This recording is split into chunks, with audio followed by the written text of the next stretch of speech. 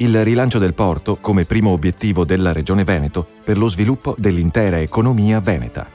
Questo quanto emerso dall'incontro organizzato presso la sede del commissario delegato per fare il punto sulle scavo dei canali.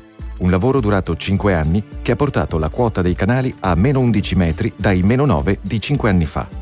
Oggi si è tornati quasi alla quota del 1982, quando inspiegabilmente è cessata l'opera di scavo.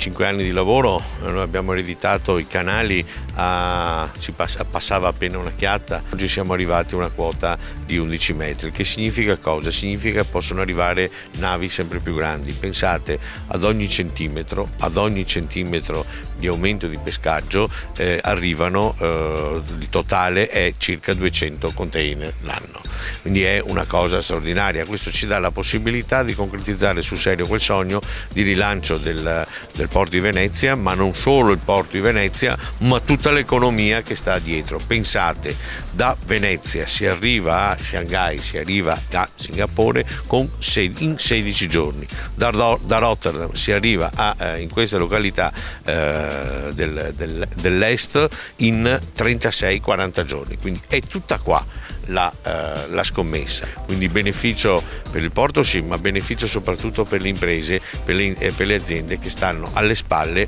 e che vedono ormai in 16 giorni la Cina a portata di mano. L'opera di scavo ad oggi è costata 250 milioni di euro ed altri 50 milioni ne saranno spesi nei prossimi mesi per raggiungere quota meno 12 nel canale di Malamocco e per rendere più profondi i canali che portano alle banchine.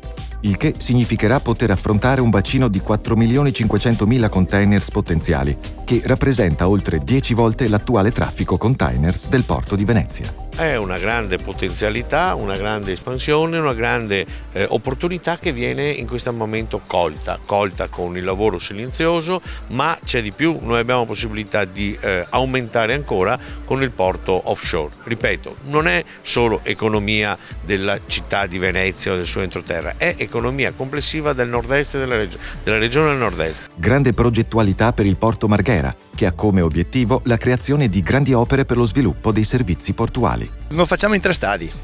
Il primo è quello che avete visto oggi. Il primo è che soltanto ripristinando i canali a quel meno 12, anche solo questo, che non è un fondale particolare, si è riusciti a rimettere in moto una crescita che ci ha portato quest'anno a essere il porto che è cresciuto di più da questo punto di vista.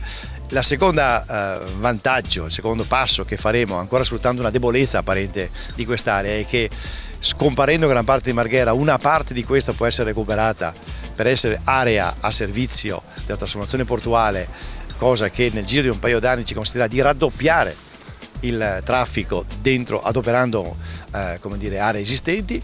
Il terzo stadio è quello del sogno, quello di fare un passo di interesse europeo a questo punto, che è quello di avere un porto d'altura che ci consente di andare oltre i 12 metri che continueremo a rispettare in laguna, con un porto offshore per il quale abbiamo ottenuto in questi mesi tutte le autorizzazioni nazionali necessarie. Prossima opera sarà la discarica nel vallone Moranzani, che ospiterà i fanghi inquinati stabilizzati nell'ex area Alumix, opera che sarà poi trasformata in verde pubblico.